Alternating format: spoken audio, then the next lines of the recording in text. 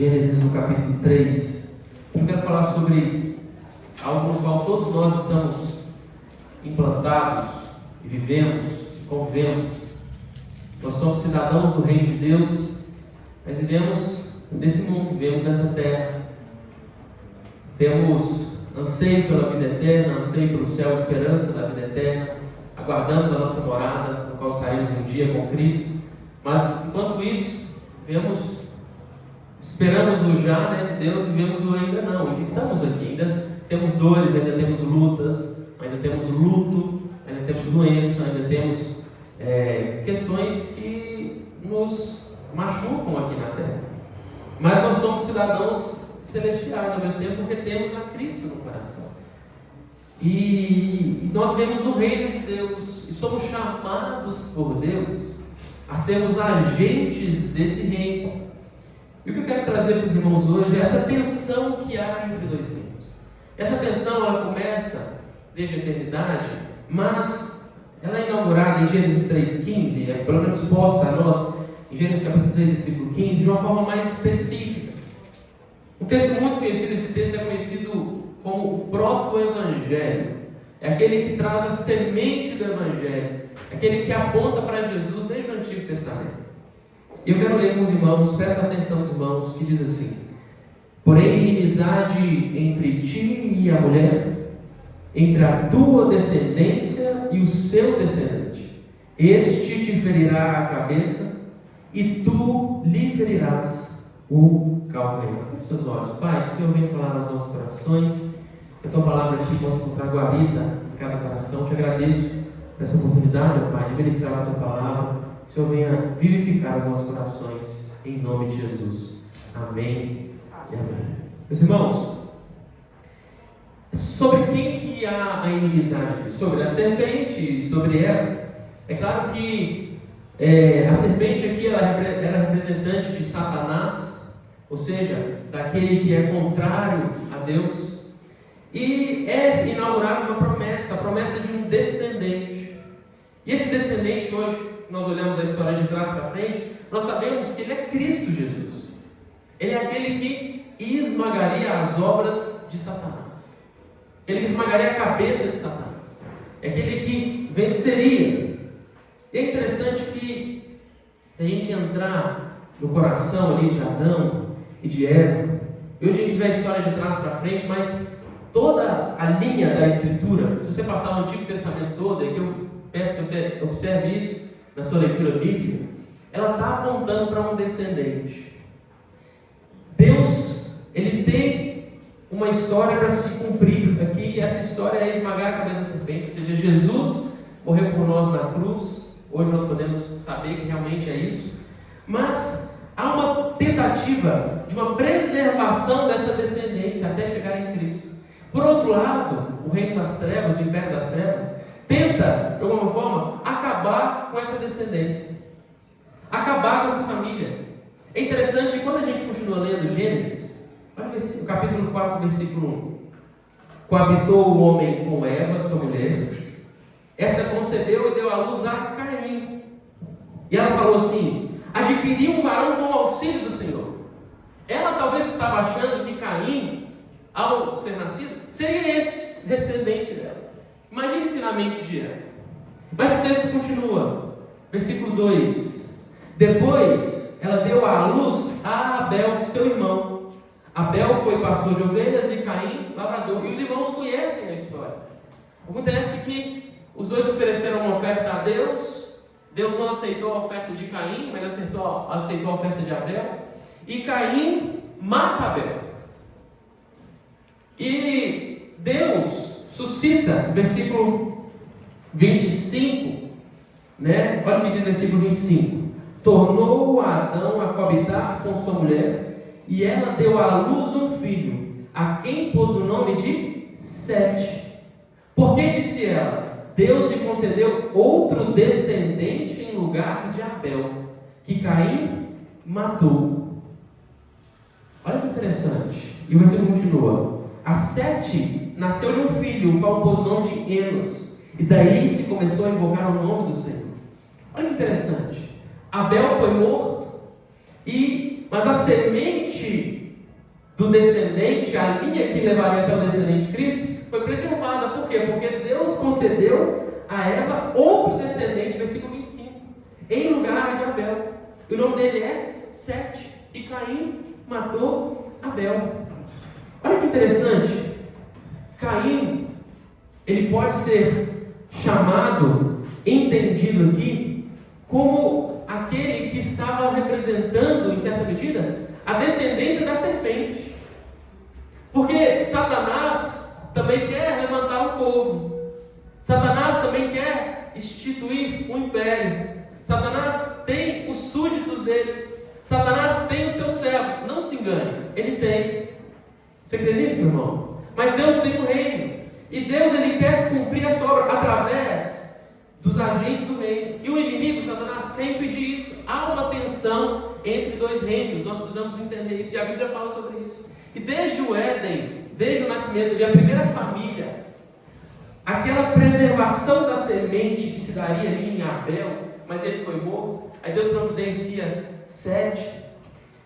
E a gente vai ver ali a linha da história. Depois tem Noé, onde ele é preservado diante de todo o mundo que é morto. Depois Abraão, que tinha uma esposa estéril e dá à luz Isaac. E depois Isaac, aí Jacó. Aí depois a promessa é apontada para Judá. Ele fala que Jesus viria de Judá. Aí depois aponta mais para Davi, que ele seria filho de Jessé, do rebento de Jessé virá o Messias. Aí depois, quando o Evangelho, o Novo Testamento, ele começa mostrando que o descendente, essa linha do descendente, ela não foi perdida, e ela vem exatamente disso aí, ó, de Abraão, Isaac, Jacó, Judá, Davi, essa linha, porque viria aquele que esmagaria, e há a preservação, e Jesus vem ali, depois ele morre e ressuscita, mas há também a descendência da serpente. Claro que não é algo literal aqui, meus irmãos. É claro que a gente está entendendo aqui que existem duas sementes em conflito.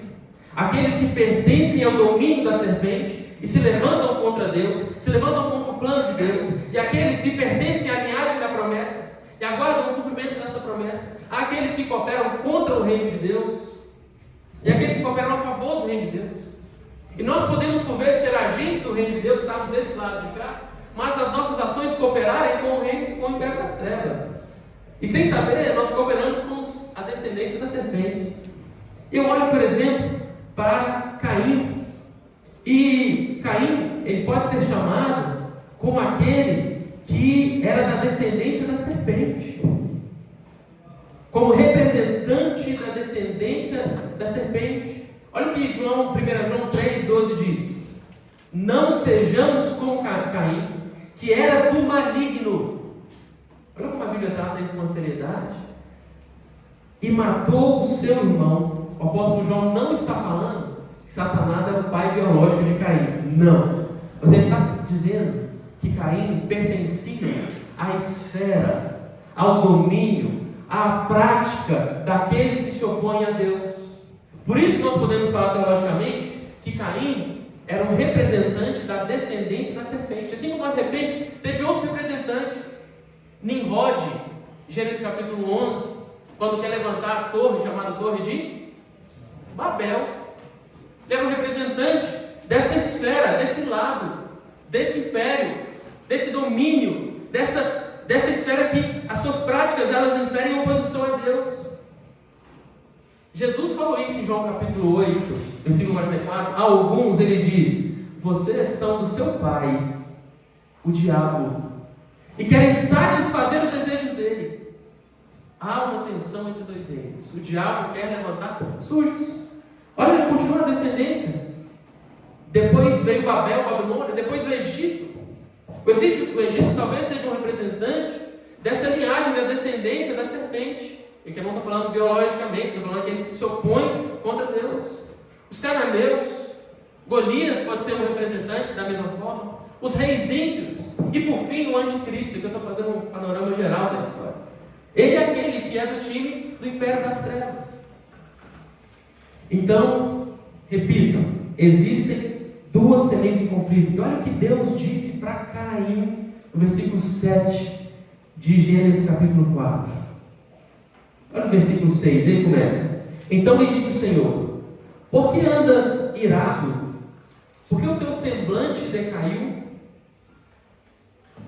Se procederes bem, não é certo que serás aceito? Se todavia procederes mal, Caim, eis que o pecado jaz à porta. O seu desejo será contra você, Caim, mas a você cumpre dominá-lo. Caim dominou o seu desejo? Ou ele deu vazão às tentações que o maligno, as concupiscências? Então ele foi um descendente da serpente. Ele foi absorvido. Ele foi convocado pelo império das trevas. E ele fez jus a isso, a ponto do apóstolo João falar que ele era do maligno. Ele foi do maligno. Judas. É interessante que Calvino fala algo interessante. Ele fala que o diabo está na coleira de Deus. O mal ele só avança, e ele avança em certa medida com os limites que o próprio Deus impõe. E Judas é um exemplo claro disso. Mas enquanto Caim mata Abel, porque Deus se preocupa com a sua promessa, Deus preserva a linhagem da promessa, levantando também Sete. Deus não é maravilhoso? E a aplicação que eu quero fazer para esse texto, quero te convidar a abrir lá agora em Colossenses capítulo 1.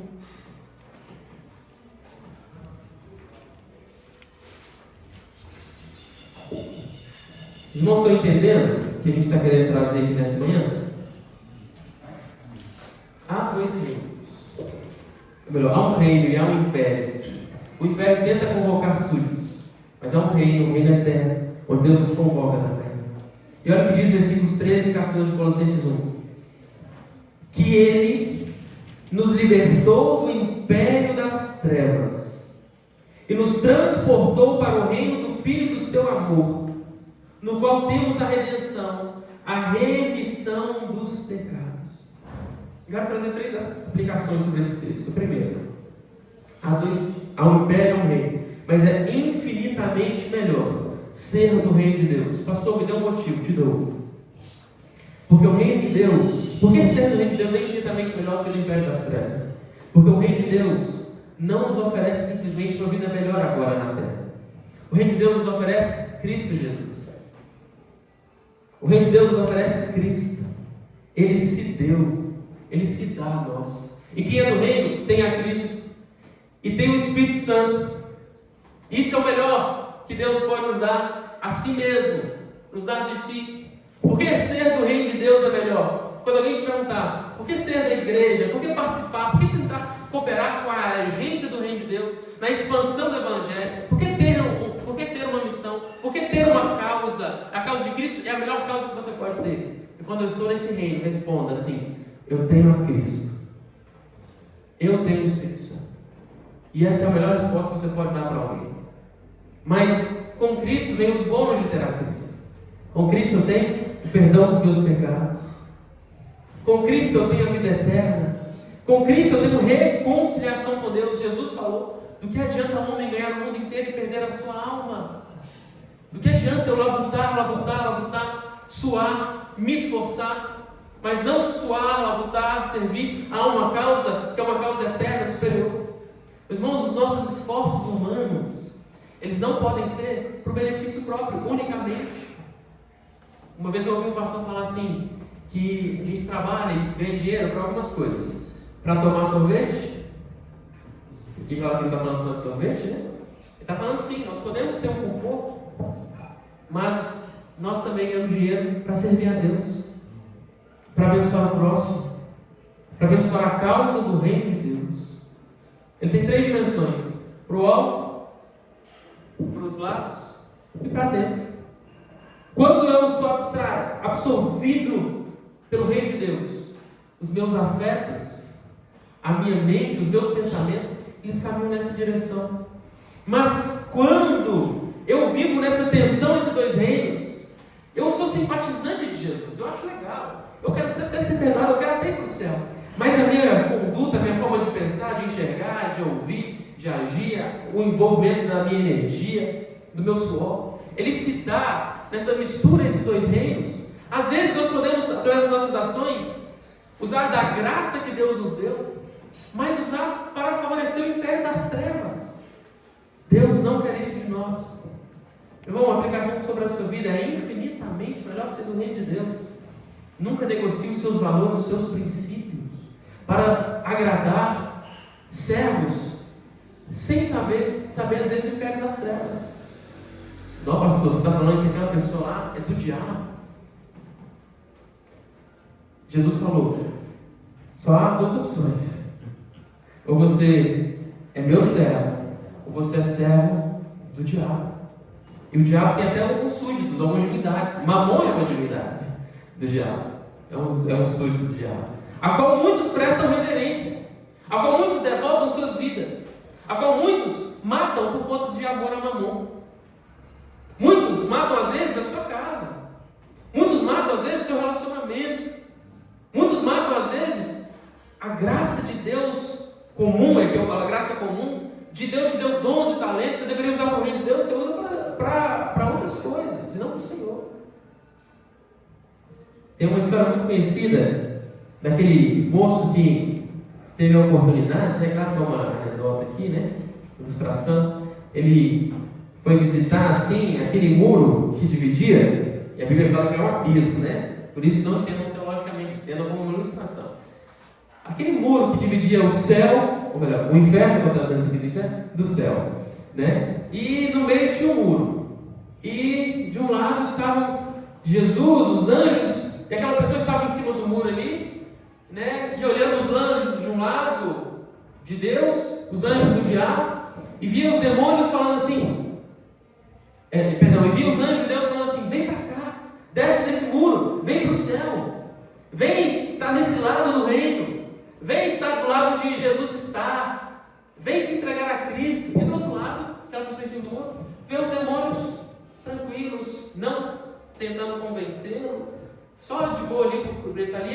Ele pergunta para o diabo, por que você não está preocupado em me chamar? Aí o diabo fala, porque o muro já é meu. Você está em cima do muro, você já está do meu lado. Nós vivemos uma tensão entre dois reinos. E Jesus nos chama a participar dessa linhagem real, onde Cristo é o descendente, tudo aponta por Ele, tudo é por Ele. A gente lê esse Colossenses continuando, né? Pois nele foram criadas todas as coisas do céu e da terra. Ele é a imagem do Deus invisível, primogênito de toda a criação. Ele é antes de todas as coisas, nele tudo subsiste, porque por meio dele, por ele e para ele foram criadas todas as coisas. A glória, pois, a Ele eternamente. Amém. Jesus Cristo, Ele está nos dizendo, é infinitamente melhor ser do reino de Deus. Por quê? Porque sendo do reino de Deus, nós temos a Cristo, temos perdão, temos vida eterna, temos reconciliação. Ser cidadão do reino de Deus deve ser motivo de honra para você, irmão. Você nunca deve ter vergonha de falar que você é de Cristo. Há uma pressão. Eu gosto de dizer que quando a gente olha Daniel é um preâmbulo do que nós estamos falando, porque Daniel era de Jerusalém, vivia no meio do povo, e ele foi sequestrado, exilado, para onde? Para a Babilônia, para Babel, né? E ele teve que servir como um servo de Deus, mas sob a influência de Babel, de Babilônia, de Nabucodonosor. E Daniel tomou uma decisão, versículo 8, eu decido não me contaminar com Babilônia.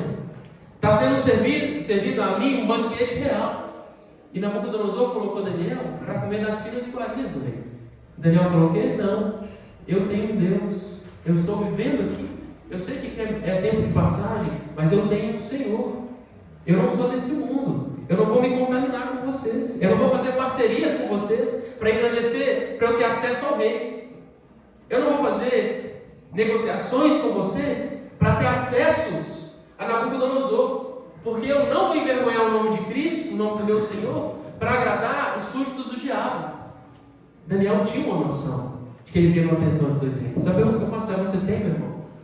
Você tem dado a sua vida, ou melhor, tem vivido a sua vida na Babilônia, nesse mundo, que tem a égide de Nabucodonosor, e Deus falou, Jesus, a palavra fala que o príncipe deste século é quem? É o diabo. O diabo é o príncipe deste século, mas é o príncipe também do reino de Deus, que é o príncipe da paz, que é Cristo Jesus. Nós vivemos nessa tensão. E nós precisamos, assim como Caim, Deus pergunta para Caim: Caim, o pecado está à sua porta, cabe a ti dominar. O primeiro ponto é esse: é infinitamente melhor ser do reino de Deus. Segundo ponto dessa mensagem: esse rei, deste reino, que é o reino de Deus, o reino da luz, o reino dos céus, ele chama os seus cidadãos, ele dá uma identidade, ele chama os seus cidadãos de algo, e ele chama os seus cidadãos de dispenseiros da multiforme graça de Deus. Quem que eu sou? Eu sou um dispenseiro, alguém que expressa algo, dispenseiro da multiforme graça de Deus. Mas ele chama também os seus súditos, os seus servos, os seus cidadãos do reino de Deus de embaixadores de Cristo, de sorte que somos embaixadores por Cristo. Cadê os embaixadores? Como se Deus por nós vos exortasse, vocês se reconciliem com Deus. Jesus nos chama de embaixadores de Cristo, meus irmãos. Quando eu leio isso, eu fico assim, em paz. Sabe por quê? Porque é muito honroso ter insígnias de reconhecimento humano. É muito honroso eu ser reconhecido pelos homens, pelo meu bom trabalho, ou você ser reconhecido pelo seu bom trabalho, pela sua empresa, ou pelos seus bons feitos. Mas quanto melhor é ser reconhecido pelo Criador, é ser o seu servo, é ter Deus falando assim: olha, eu dou a confiança, eu dou acesso a você, eu permito você lidar com essa demanda, eu outorgo essa demanda a você. Já pensou Deus falando isso conosco? Quanto maior honra é ser súdito, servo do nosso Senhor, do Deus desse reino. A gente serve com alegria, com inteireza de coração, quando é o rei que nos escala. Eu não estou aqui cumprindo uma escala de alguém que vai dirigir um culto, alguém que vai cantar, alguém que vai tocar, ou alguém que vai receber na porta, alguém que vai tirar uma foto, alguém que vai filmar. Eu não estou cumprindo a escala. Quando eu entendo que eu faço parte de um reino, que eu estou servindo no avanço desse reino, e que é o rei quem me escala, eu coloco as minhas mãos, o meu coração, minha mente à disposição. Uma vez eu fui numa igreja, num congresso, na Assembleia da Convenção Batista Mineira, e eu já estava lá também, né? E tinha um porteiro lá. E eu cheguei 11 horas da noite naquele dia. Peguei um trânsito e tal, uma quarta-feira, né? Aí eu cheguei lá, tinha um porteiro 11 horas da noite recebendo. Acho que é Miqueias o nome dele. Gravei, chamava de profeta ou profeta. Aquele homem recebeu com tanta alegria. E ele me orientou para onde eu tinha que ir. E era 11 e meia da noite. E no outro dia eu acordei cedo, 7h ele já estava lá acordado. E eu fiquei umas meia hora conversando com ele. E o tempo inteiro ele falando bem de Jesus, o tempo inteiro ele falando bem da igreja, amando o pastor, falando: nossa, meu pastor, tal, minha igreja, esses ministérios. Eu falei: gente, ele serve com alegria porque ele sabe que ele não está servindo a homens, porque ele sabe que ele está servindo a Deus, que é Deus quem o escala. Do porteiro ao presidente, nós precisamos servir indistintamente de posição ou de cargo ou de hierarquia. Eu sirvo ao rei, eu presto contas ao rei. E bem-aventurado é o servo que, quando vier o seu Senhor, ele o encontrar trabalhando. Visitamos a casa de um irmão ontem para verificar se ia poder fazer o encontro dos homens. E estava ali com um rastelo na mão, rastelando o chão, né? Brincando ali, rastelando, tentando juntar umas folhas ali. E chega um outro irmão e brincou, falou: o pastor está rastelando, o pastor está trabalhando. E na hora me veio esse versículo pensando: bem-aventurado. Brinquei com ele, né? Bem-aventurado, quando chega o Senhor, ele vê o servo trabalhando. Então eu me senti honrado, porque alguém viu que eu estava trabalhando. Alguém viu que eu estava rastelando. Não é legal quando você está em casa? Quem nunca foi adolescente, né? A mãe e o pai estavam trabalhando e a mãe falava assim: ó, a louça é sua. Aí o filho sabe que o pai chega às 5 horas da tarde, aí deu 4h50 e ele falou: nossa, meu Deus, Minha mãe está chegando, tem que lavar a louça. Aí sai correndo, lava a louça, aí dá 5 e a mãe chega, encontra ele lavando e recebe: nossa, meu filho, você está lavando a louça. Eu podia ter lavado bem antes, mas ele lavou naquele momento para a mãe ver ele lavando, né? Não é o oposto? Não é gostoso? Não é legal alguém ver você trabalhando? Jesus falou: bem-aventurado é o servo que, quando o seu Senhor vier, o encontre trabalhando. Irmão, quando você participa do reino de Deus, Deus vê. O nosso Deus é um Deus que vê os seus servos trabalhando. Quando ninguém vê, Deus vê. Deus sabe, Deus conhece o empenho, Deus conhece a dedicação, Deus conhece o coração. Eu quero, quando Jesus vier, e nós não sabemos o dia nem a hora, quer dizer, Ele deu sinais, Ele deu apontamentos, ou o que Ele vier, ou o que eu for, eu quero que Ele me encontre trabalhando. Eu quero que Ele fale assim: servo bom e fiel, entra no gozo do teu Senhor, entra no descanso eterno. É interessante que desde o Gênesis, desde a criação, Ele já fala sobre o descanso. O sábado, né, o Shabbat, significa descanso. Nós entraremos, sabe o que Deus instituiu isso? Sabe o que a gente tira o domingo como dia do Senhor, como dia de descanso do Senhor, como dia para as coisas de Deus? Porque ele é um preâmbulo do descanso eterno.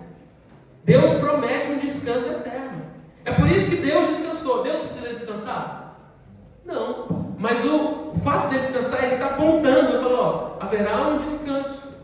É interessante que Deus instituiu algumas leis. A terra precisava descansar. A cada 7 anos, a terra descansava.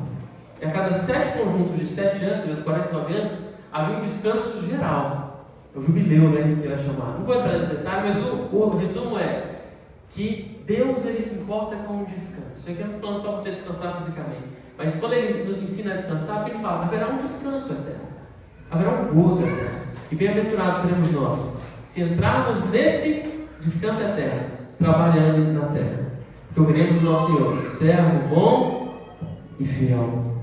Sabe por que nós servimos a Deus? Porque é um privilégio servir a Deus. Deus nos ajude. Deus, Ele concede graça, meus irmãos. Eu já preguei o mês inteiro sobre graça salvífica. Eu sei que então os irmãos não entendem quando eu falo graça comum, não entendem? Não entendem quando eu falo graça comum? Deus, Ele concede graça comum a todas as pessoas, sendo crente ou ateu, sendo evangélico ou espírita. Capacidade de enxergar, de sentir, de ver, de ter inteligência, de ganhar dinheiro, de ser uma pessoa que tem as percepções mais apuradas, de ser uma pessoa que tem às vezes um dom ou um talento maior de ter um carisma, ser uma pessoa mais relacional, ser uma pessoa talvez que é mais, como é que é o contrário? Que é mais recatada, mas que tem os pensamentos e que constrói. É um dom, um talento que Deus deu. E graça comum. E a pergunta que eu faço é: Senhor, como eu tenho utilizado da tua graça? Para servir o teu reino? Ou talvez eu estou sendo cooperante do império das trevas, em alguma medida, usando o dom que o Senhor me deu para permitir que as obras do maligno avancem. Eu lembro quando meu pai trabalhava, né?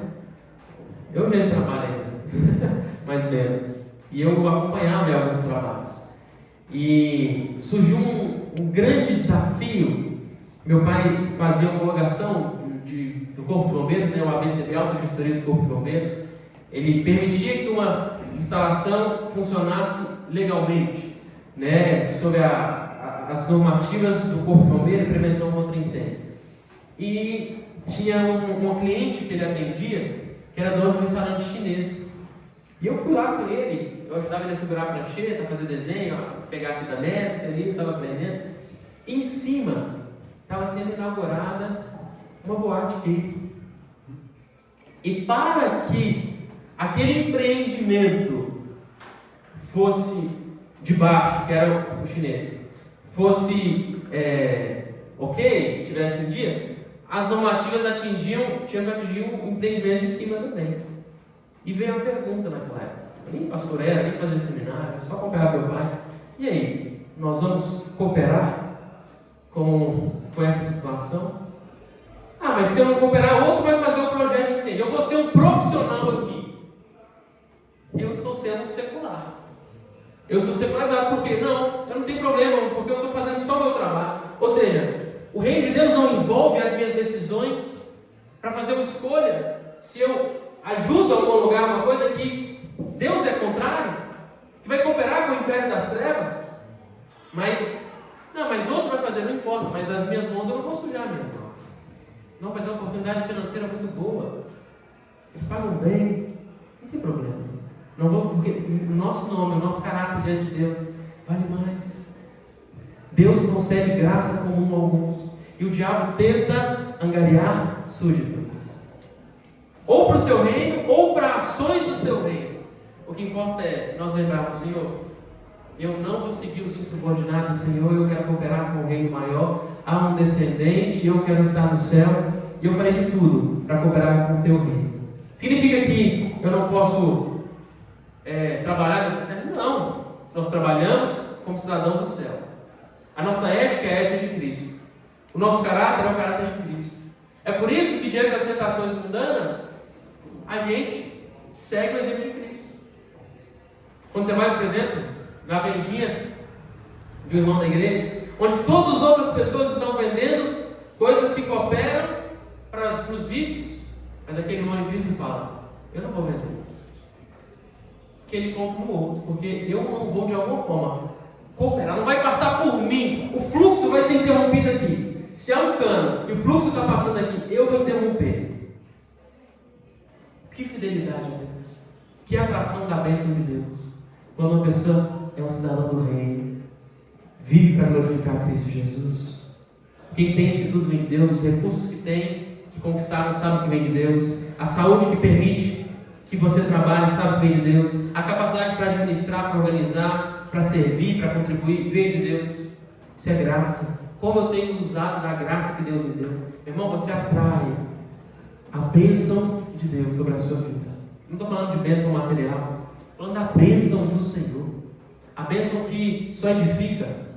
As bênçãos espirituais, quando você é fiel a Deus, vivendo em Babel, vivendo na Babilônia, tendo Nimrod tentando te convocar, tendo Nabucodonosor te colocando na parede, falando: se você não se dobrar a essa estátua, eu te mandarei para a cova dos leões.